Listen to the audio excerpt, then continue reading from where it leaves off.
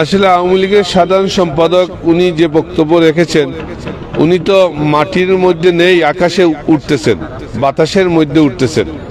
আজকে আওয়ামী লীগের সাধারণ সম্পাদক চুকে কালো চশমা পরে উনি এয়ার কন্ডিশন গাড়িতে চড়ে বাড়িতে এয়ার কন্ডিশন ব্যবহার করে ওনার জীবন মান কার্যক্রম পরিচালনা করছেন।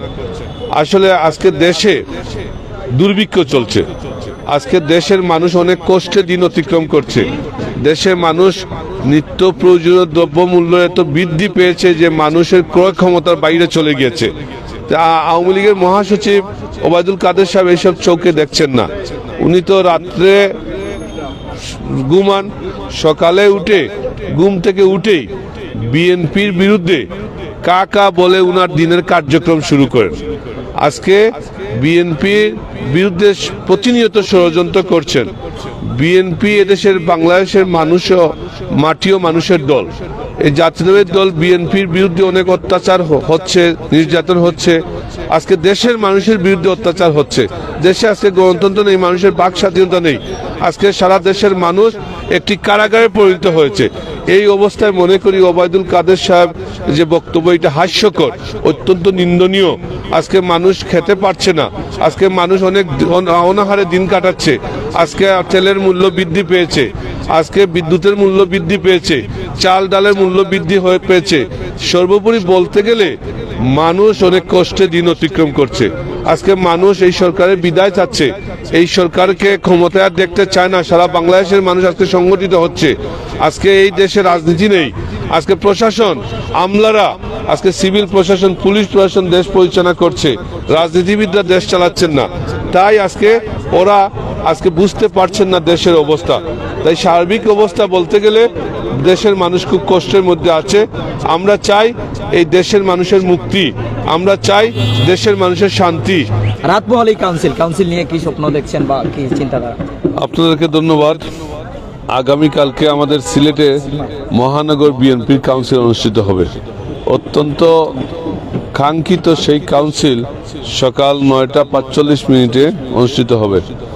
আমাদের কাউন্সিলে বাংলাদেশ জাতীয় দল বিএনপির মহাসচিব উপস্থিত থাকবেন। আমাদের বিএনপির ভারপ্রাপ্ত চেয়ারম্যান জনাব তারেক রহমান কাউন্সিলর এবং ডেলিগেটসের উদ্দেশ্যে বক্তব্য রাখবেন। তা আমরা ইতিমধ্যে কাউন্সিলের সকল প্রস্তুতি সম্পন্ন হয়েছে। আপনারা দেখছেন ঐতিহাসিক রেজিস্ট্রারি মাঠে স্টেজ এবং প্যান্ডেলের কাজ চলছে। রাত্রের ভিতর স্টেজ এবং প্যান্ডেলের কাজ সম্পন্ন হবে। ইতিমধ্যে ব্যালট পেপার ছাপানো হয়েছে।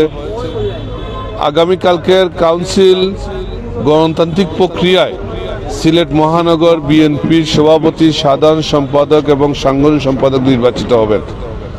বাংলাদেশ জাতীয় দল বিএনপি গণতান্ত্রিক একটি দল। আমরা গণতন্ত্রের চর্চা করি।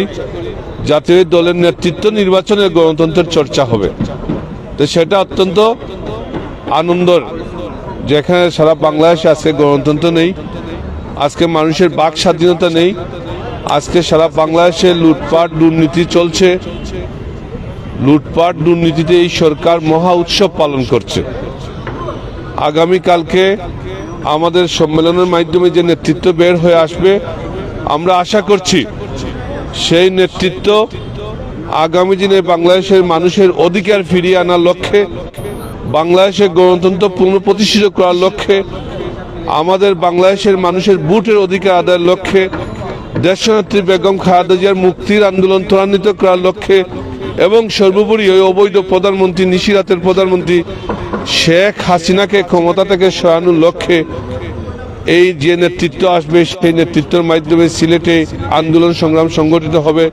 সেই মহানগর বিএনপি তৃণমূল পর্যায়ে জাতীয় দলকে শক্তিশালী করার লক্ষ্যে আন্দোলন সংগ্রামের মাধ্যমে বাংলাদেশের মানুষের ভোটের অধিকার ফিরিয়ে আনবে, বাংলাদেশে গণতন্ত্র প্রতিষ্ঠিত করবে এবং দেশনেত্রী বেগম খালেদা জিয়ার মুক্তির আন্দোলন ত্বরান্বিত করার লক্ষ্যে অগ্রণী ভূমিকা পালন করবে। আমরা আশা করছি আগামী দিনে আন্দোলন সংগ্রামের মাধ্যমে এই অবৈধ প্রধানমন্ত্রী শেখ হাসিনার পতন হবে, অবৈধ প্রধানমন্ত্রী শেখ হাসিনার বিদায় হবে এবং নির্দলীয় সরকার প্রতিষ্ঠিত হবে।